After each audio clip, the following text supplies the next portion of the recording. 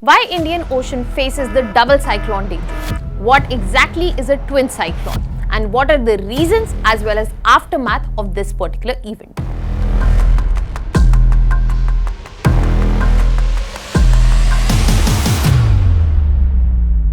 North Indian Ocean is experiencing a rare climatic event, that is twin cyclones. That means two cyclones are existing and appearing simultaneously in Arabian Sea as well as Bay of Bengal. Hello everyone, welcome to Vajram and Ravi's Flash News. My name is Shubhangi Singh and today we are going to understand that what exactly is a twin cyclone and all the concepts around it.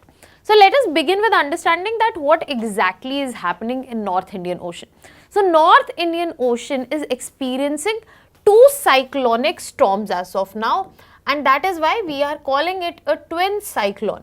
Now, what are the two cyclonic storms that we are talking about? The first one we have is Cyclone Montha, which has developed in Bay of Bengal, and the second is just a depression as of now. So it is a cyclonic activity which can be developed, that is in Arabian Sea, and it is gradually moving towards Gujarat coast. We can see it here, Bay of Bengal, we see the movement of Cyclone Montha, and on the Arabian Sea end, we have only a depression which is moving in different directions, and it might be expected to land in Gujarat, which will be understood with the further movement.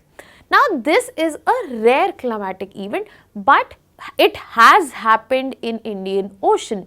Can you tell me in the comment section that in 2021, we have seen two simultaneous cyclones in Arabian Sea as well as Bay of Bengal. Can you name those cyclones in the comment section?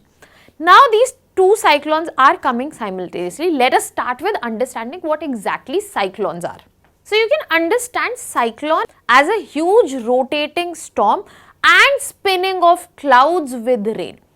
When I am talking about technical terms, आप यहाँ पे समझिए कि एक ऐसा situation जहाँ पे एक intense low pressure system जो है create होगा, और ये कहाँ पे create होगा? It will be usually created over warm tropical oceans and with a specific wind, that is that we have strong winds which are spiraling inwards and outwards.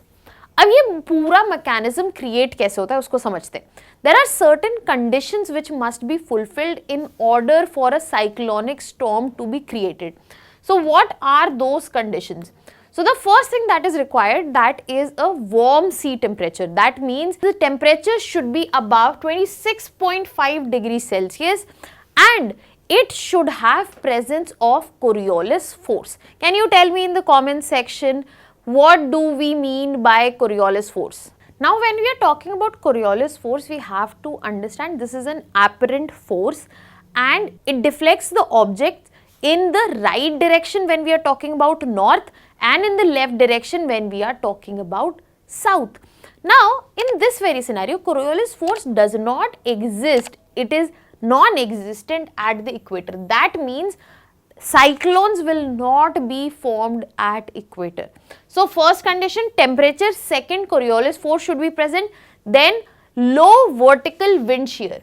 Because when we are talking about formation of cyclone, as you can see in this given diagram, the movement of wind of moist air is drawn into the center, and because of this movement, it is important that the vertical wind shear which breaks this should be limited. So, we want the vertical wind shear should be low so that this vertical wind movement can be carried out.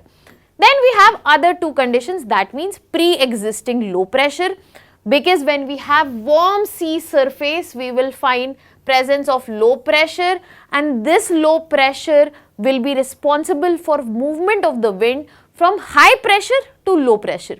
And the most important part is the humidity which will be present there. Now let us put all of these in motion and understand how exactly cyclone works. So we are talking about warm sea surface temperature. So we get to see that warm moist air is present here. It goes up, condensation takes place, and formation of big huge cumulonimbus clouds which are responsible for rain takes place. Now, because we have low pressure present here, the movement of wind from high pressure will be towards low pressure and the wind would be gradually drawn to the high pressure area. Now this whole cycle of movement of warm air, cooling, cloud formation and all of it is intensified by Coriolis effect, which is responsible for the spinning that takes place. Now you have to understand यहाँ का feeding source जो है ये warm surface है. जब तक ये warm surface रहेगा तब तक ये फर्दर इंटेंसिफाई होता रहेगा और मेन रीजन जो है यहाँ पे वो कंपैरेटिवली काम रहता है और यहाँ पे स्काई जो है क्लियर होता है, which is also known as the eye of the cyclone. So जब इसका सोर्स हटेगा, दैट मीन्स अगर साइक्लोन मूव करते करते लैंड पे जाता है और उसका सोर्स यहाँ से कट ऑफ हो जाएगा, that is when we will call the landfall of the cyclone and that is when it gradually dissipates. और इसी वजह से साइक्लोन के साथ हम इंटेंस रेनफॉल भी देखते हैं और अनस्टेबल कंडीशंस देखते हैं. Now imagine that India is not going to tackle just one, rather two cyclones here. In this situation, there is another concept very closely related to it, that is the anti-cyclone, which is exactly opposite system. जब हम cyclones की बात करते हैं तो हम यहाँ पे low pressure area की बात करते हैं, unstable conditions की बात करते हैं, rain की बात करते हैं, but जब हम यहाँ पर एंटी साइक्लोन की बात करते हैं तो यहाँ पे हाई प्रेशर रीजन एग्जिस्ट करता है जिसकी वजह से एयर जो है लो प्रेशर एरिया की तरफ मूव करेगी और यहाँ पे हमें डाइवर्जिंग एयर्स देखने को मिलता है. इसीलिए यहाँ पे वेदर जो है क्लियर देखने को मिलेगा, स्टेबल देखने को मिलेगा और exactly opposite of cyclone condition जहाँ पे रेनी ह्यूमिड कंडीशंस होती हैं, एंटी साइक्लोन में हमें ड्राई और स्टेबल कंडीशंस देखने के लिए मिलती है. Now let us move to understand and talk about twin cyclones. Why we are getting twin cyclones? What are the reasons behind it? सबसे पहले तो ये फिनोमेना क्या है? ये फिनोमेना कुछ नहीं, जब दो साइक्लोन साइमल्टेनियसली एक ओशन में क्रिएट हो रहे हैं हम उसी को लेबल कर रहे हैं. So we have two cyclonic systems and ये एडजेसेंट बेसिन्स में हो रहे हैं, Bay of Bengal and Arabian Sea. That is why they are being labelled as twin cyclones.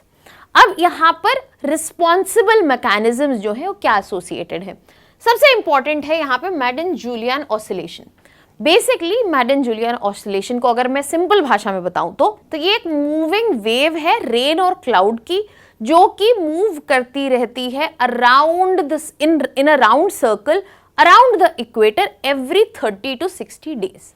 Now when I am explaining this, let us understand what exactly is the definition that we use. So basically it is an eastward moving pulse and it has cloud and rainfall और इसकी वजह से जो cyclonic activity है वो बढ़ जाती है. दैट मीन्स कि एक डायरेक्ट फिनोमेना है जो साइक्लोजेनिस को इफेक्ट करता है. अब हम इसको एमजेओ को थोड़ा सा डिटेल में समझने की कोशिश करते हैं.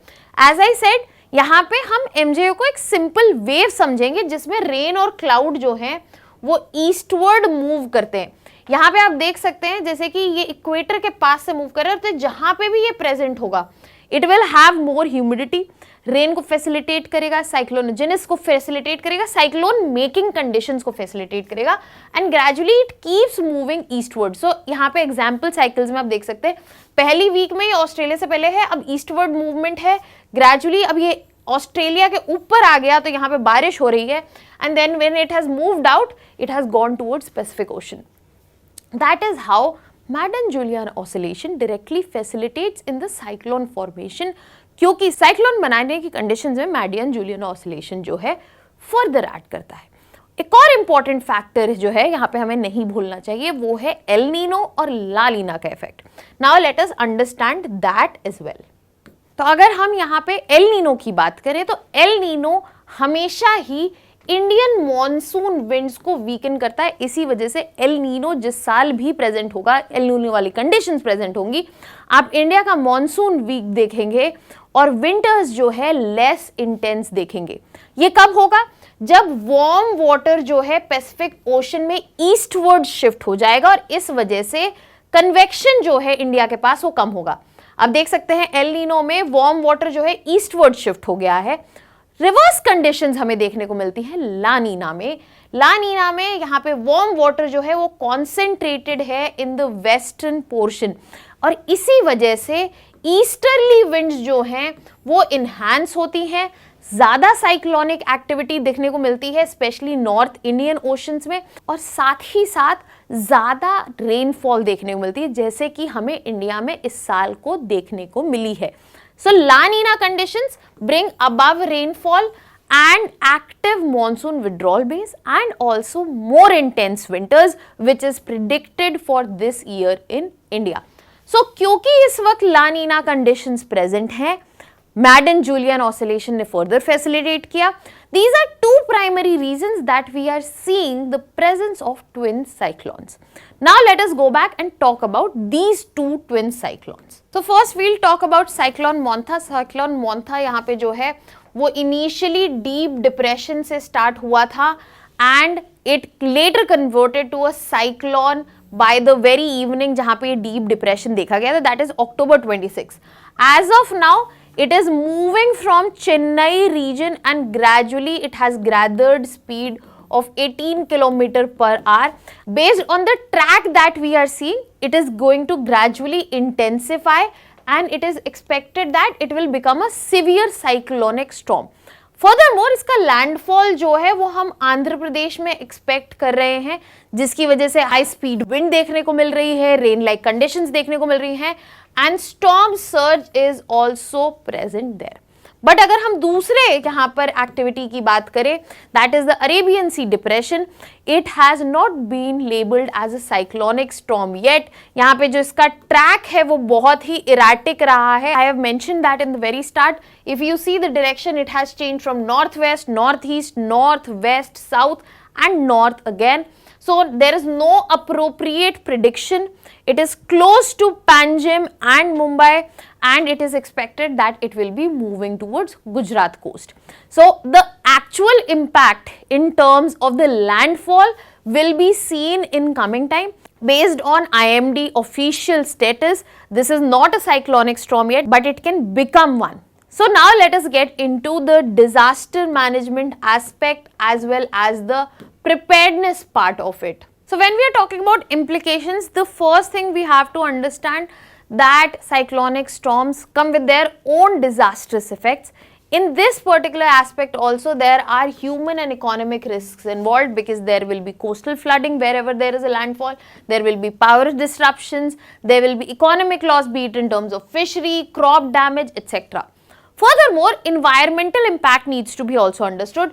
That means यहाँ पे coastal erosion, salt water intrusion, mangrove loss, इससे protection भी बहुत मिलेगा because it facilitates in protection of the coast, but there will be a lot of environmental damage as well. Apart from that, the important part is policy and preparedness, because if you are talking about the Andhra Pradesh coast, Odisha coast, they are prone to cyclones. So it is important that there is proper early warning, there are presence of cyclone shelters that people can use, and there is a long-term resilient coastal planning as well. And this remains as a long-term challenge in front of the coastal states because climate change has further aggravated the problem where there are so many changes that we are not able to predict, and it has also increased the cyclone intensity and the frequency has thankfully become stable, but still the disaster remains a disaster and we need to be better prepared for it. Now what do you think about this? Let me know in the comment section. That was all from my side. Thank you so much.